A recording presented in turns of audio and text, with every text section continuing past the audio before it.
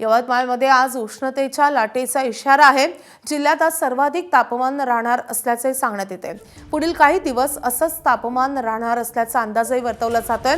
उन्हात बाहेर पडू नये, अतिश्रमाची कामं करू नयेत अशा सूचना प्रशासनानं नागरिकांना केल्या आहेत। दरम्यान मे महिन्यातील हा आठवडा सर्वाधिक उष्णतेचा ठरलाय।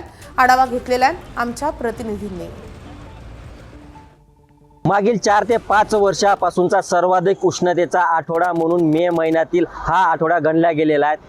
हवामान विभागाने मागील 4 दिवसापूर्वी ऑरेंज अलर्ट दिला होता आणि आज हवामान विभागाकडून यवतमाळ जिल्ह्यासाठी रेड अलर्ट दिलेला आहे। तापमान जे आहे ते 45च्या पार जात आहेत आणि त्यामुळेच उन्हाच्या प्रखर झळा जे आहेत त्या यवतमाळकरांना बसताना दिसून येत आहेत। सर्वाधिक तापमान जर पाहिलं तर 45.4 वरती होतं आणि हेच तापमान आता कायम राहणार। येत्या आठवडाभर पुन्हा उष्णतेच्या झळा हा नागरिकांना बसण्याचे अंदाज जो आहे हवामान विभागाकडून वर्तवण्यात आलेला आहे आणि त्यामुळेच नागरिकांनी एक अलर्ट राहून उन्हाच्या बाहेर पडू नये, आपली शारीरिक श्रमाची कामे जी आहेत ते करू नये आणि शक्यतोवर सकाळच्या सत्रात आपली कामे आटपावी अशा सूचना जिल्हा प्रशासनाकडून करण्यात आलेल्या आहेत। एकंदरीत जर पाहिलं तर यवतमाळ जिल्ह्यातील आजचा हा रेड अलर्ट असल्यामुळे नागरिकांनी शक्यतोवर आपले कामे सकाळच्या सत्रात आटपावी असे आवाहन करण्यात आलेले आहे। सोबतच जर पाहिलं तर गेल्या 4 ते 5 दिवसात जिल्ह्यात विविध ठिकाणी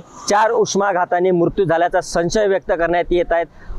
त्याचा अजूनही अहवाल जो आहे तो अजून प्राप्त होणे बाकी आहेत। मात्र उन्हामुळे झाल्याचा संशय व्यक्त करण्यात येत असल्यामुळे प्रशासनाकडून ज्या काळजी घेण्याचंही आवाहन करण्यात आलं आहे। निलेश फाळके, ABP माझा, यवतमाळ।